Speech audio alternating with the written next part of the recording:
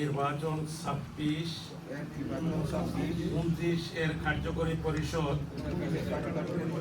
হিসাবে আমার উপর অর্পিত দায়িত্ব পুঙ্খানুপুঙ্খভাবে গঠনতান্ত্রিক বিশ্বাসযোগ্যতার সাথে পালন করিব।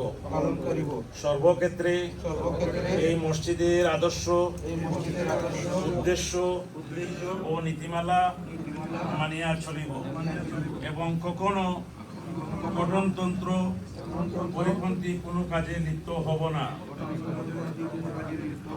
এবং গঠনতন্ত্র রক্ষা করিয়া চলিব। সর্বশক্তিমান আল্লাহ আমাদের সহায় হন। আমিন। সকলকে ধন্যবাদ। মাশাআল্লাহ, লিল্লাহি তাকবীর, আল্লাহু আকবার, লিল্লাহি তাকবীর।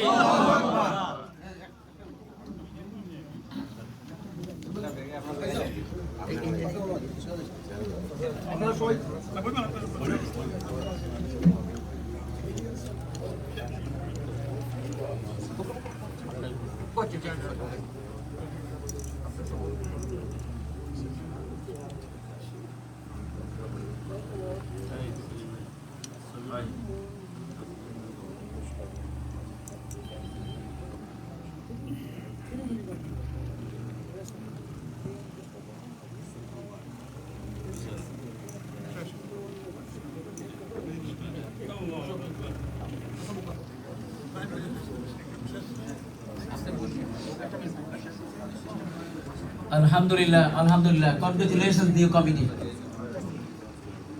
এবারে নবনির্বাচিত সভাপতি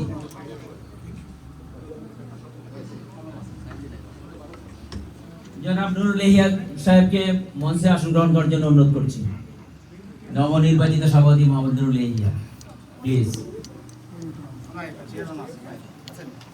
এবং নবনির্বাচিত কমিটির সাধারণ সম্পাদক সাইদ সাইফুল মোর্শেদ, প্লিজ।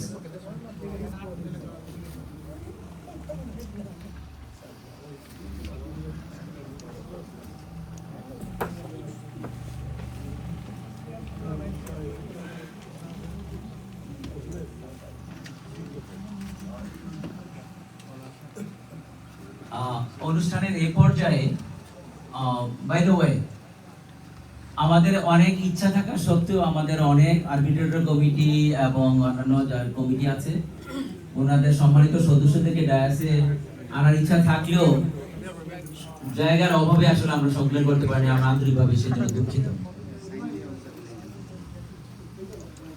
এবারে স্বাগত বক্তব্য নিয়ে আসবেন নির্বাচন কমিশনের অন্যতম সদস্য জনাব আহবাব চৌধুরী। জনাব আহবাব চৌধুরী তার স্বাগত বক্তব্য দিন, প্লিজ।